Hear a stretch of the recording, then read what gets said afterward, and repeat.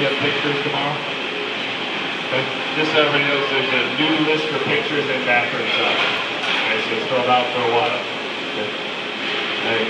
Also, I'm going to be putting up a sign-up probably end of this week. I need some inspector packers to help me out with training list for what we want somebody to do when they start. You know, I want an hourly training list of what they would do, so I'm going to need some input. So we'll just do it over here in front of the board, and we'll try and get that going. I'll put a sign up here next week. We have an improvement. It was a good understanding of not organizing waste. I'll go back to that one in a minute. If you look at it, obviously Julie had a desk full of stuff. She could have just moved that to the new plant instead of going through it and getting rid of what we've had. I don't know how many, we came over at least twice to see if we need to do some of the stuff that we've had since the 90s, probably late 90s, early 2000s. So there's a reason why we go through it, why we 5S. It takes 30 minutes a day to go through that stuff. So we have a better idea of what, put more important things in there and get rid of the waste. So it's a Julie hand. Nice job, Julie. Also, Patrick and Marissa have done a real nice job of organizing the warehouse. I'm talking to everybody about, especially on the weekend, it seems like we just take gaylords out, we just stack them out there, wait for somebody else to break them down.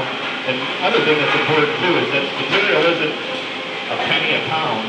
A lot of those have like 10, 15 pounds at the bottom of them, and they're not taking it all out. So if it's an issue with the process of why it has to be like that, let's fix the process. That's what we want to know is why. You know, why is it happening? Again, I don't care about food, but why is it happening on the weekend and why can't we get the material completely out? Okay? So we need to work on that. Okay? Alright, so it was still I think it's Ray. He was still reeling from the $1.2 million of downtime. So I worked the next 2 days on a problem identification, analysis, and countermeasure development with numerous reviews from my mentor Carl, until we were both satisfied with the comprehensiveness of the problem report, and then was asked to explain it to the president. Mr. Chow, after the review, we began our countermeasure activity to reduce the chance for another incident of this kind. I was so relieved when I got through the situation and my manager did not fire me. But the final comment from my coach Carl really gave me another level of understanding of the deeper meaning of the Toyota way. He said, "Boy, son, it's okay to shut down the assembly line for a few minutes a month when you are challenging the shop inventory level to bring the next problem to the surface. That's TPS. In fact, for the next couple of months, I want you to actually stop the plastic shop from delivering parts to show your management team and your team members that it's okay to stop the line." Now that's what I call a different way to think. This is not to say that the only way to create an environment in which team members feel free to share problems is to hire a bunch of Japanese trainers from Toyota. This was done in a plant in America with Americans. Over time, the American managers learned to encourage openly discussing problems without blame and became mentors to the other plants.